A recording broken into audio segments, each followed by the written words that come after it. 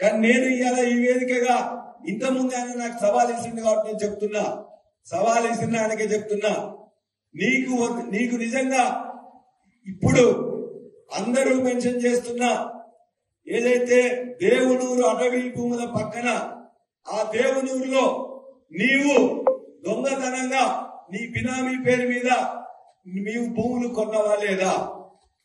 ఆ భూములకు నీవు ఒక జీతగాన్ని పెట్టుకొని గత నెల వరకు కూడా గత సీజన్ల వరకు కూడా వ్యవసాయం చేయించినవా లేదా? రోజు నీ అల్లుడు అక్కడికి వచ్చి నువ్వు నీ అల్లుడు నీ కుటుంబం వచ్చి చూసుకుంటున్నావా లేదా? దాని పక్కనే ఉండే ముప్పారంలో, అదే అడవి భూముల పక్కనున్న ముప్పారంలో నీవు మళ్ళీ 24 ఎకరాలు నెలన్నర కింద మళ్ళా బినామీ పేరు మీద కొన్నవా లేదా?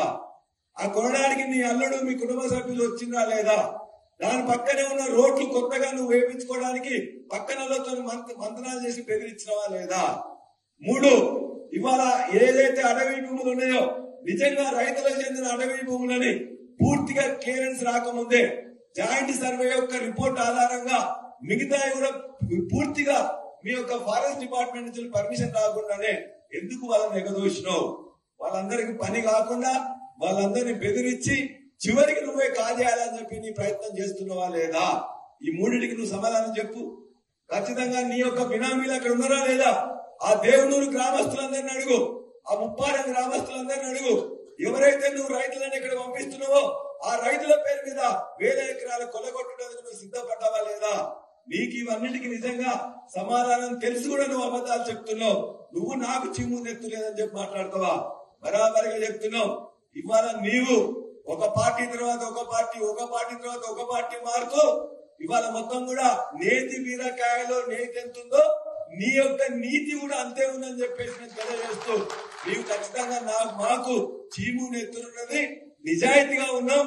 కేసీఆర్ గారు తెలంగాణ ఉద్యమంలో మాకు ఏవైతే పోరాటం నేర్పిండో, నిజాయితీ నేర్పిండో ఆ నిజాయితీతో నీకు కూడా హెచ్చరిస్తున్నాం.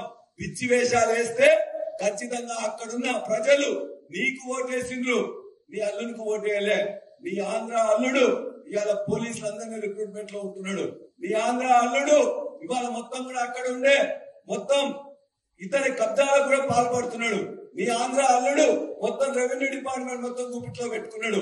అక్కడున్న రోడ్లన్నీ కూడా మిగతా కార్యకర్తలకు ఇవ్వకుండా నువ్వు వేసుకుంటున్నావు. ఇటువంటి పిచ్చి పనులు చేసుకుంటూ మొత్తం కూడా నీ ఆంధ్ర అల్లులతో ఇక్కడ దోపిడీ చేపిస్తూ మేమిచ్చిన గులాబీ విజయాన్ని ఇలా వాళ్ళకి తాకట్టు పెట్టుకొని భూములను గుంజుకున్నామని చేస్తూ నాకు చింపునేస్తులేదని చెప్పి మాట్లాడతావా? జాగ్రత్త బిడ్డ. ఖచ్చితంగా అన్నిటి కూడా నిరూపిస్తాం. నీ యొక్క మొత్తం కూడా నువ్వు వేసుకున్న ముసుగును కూడా తొలగిస్తామని చెప్పి కూడా నేను హెచ్చరిస్తా ఉన్నా.